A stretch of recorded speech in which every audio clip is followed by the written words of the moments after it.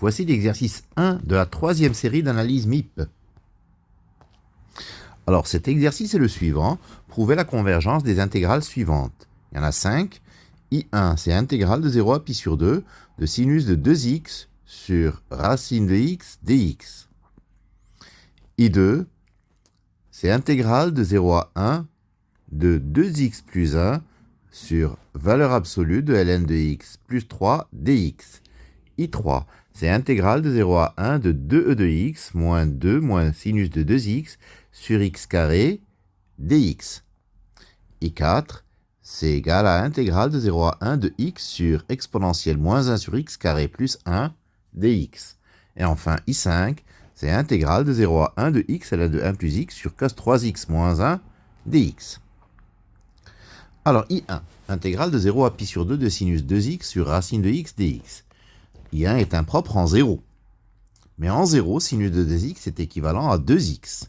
Donc, sinus de 2x sur racine de x est équivalent à 2 racines de x. Et la limite quand x tend vers 0 de 2 racines de x est 0. C'est une limite finie. Donc, I1 est faussement impropre, car la fonction qui a x associe sinus 2x sur racine de x est prolongeable par continuité en 0. Donc, l'intégrale I1 converge. I2. I2 égale intégrale de 0 à 1 de 2x plus 1 sur valeur absolue de ln de x plus 3 dx. I2 est impropre en 0. La limite lorsque x tend vers 0 de valeur absolue de ln de x plus 3 égale plus infini. Donc, limite quand x tend vers 0 de 2x plus 1 sur valeur absolue de ln de x plus 3 égale à 0. Là encore, c'est une limite finie. Donc, I2 est faussement impropre en 0, car la fonction qui a x associe 2x plus 1 sur valeur absolue de ln de x plus 3 est prolongeable par continuité en 0. Donc, l'intégrale I2 est convergente.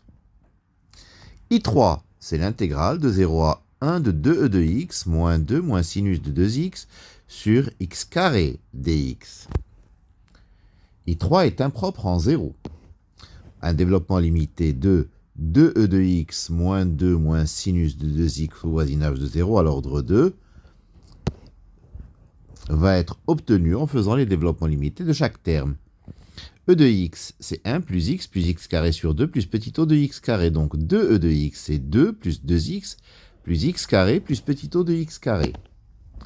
2e de x moins 2, c'est 2x plus x carré plus petit o de x carré. Donc sinus de 2x, c'est 2x plus petit o de x carré. Par conséquent, 2e de x moins 2 moins sinus de 2x, c'est x carré plus petit o de x carré. Ainsi, f de x, c'est x carré plus petit o de x carré sur x carré, c'est-à-dire 1 plus petit o de 1. Petit o de 1, c'est une quantité qui tend vers 0, donc la limite de f de x quand x tend vers 0, c'est 1. C'est une limite finie, donc I3 est faussement impropre en 0, car la fonction qui a x associe 2e de x moins 2 moins sinus de 2x sur x carré est prolongeable par continuité en 0. Donc I3 est convergente.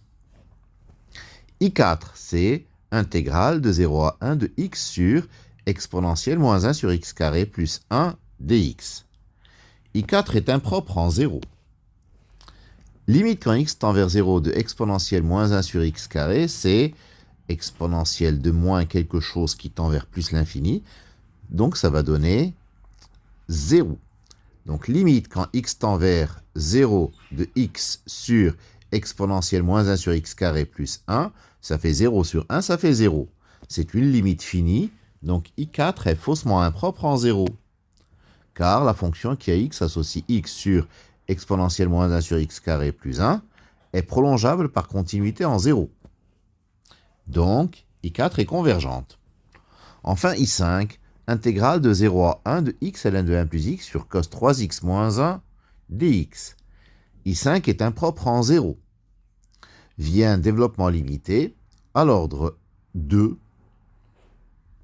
Donc, on développe ln de 1 plus x à l'ordre 1 parce que nous avons x en devant. Donc, ln de 1 plus x, c'est x plus petit o de x. X, ln de 1 plus x, c'est x carré plus petit o de x carré. Cos 3x, c'est 1 moins 1 demi de 9x carré plus petit O de x carré.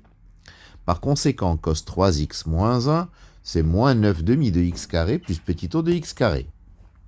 Ainsi, f de x, c'est x carré plus petit O de x carré sur moins 9 demi de x carré plus petit O de x carré. En simplifiant par x carré, nous obtenons 1 plus petit O de 1 sur moins 9 demi plus petit O de 1. Donc la limite quand x tend vers 0 de f de x est moins 2 neuvièmes.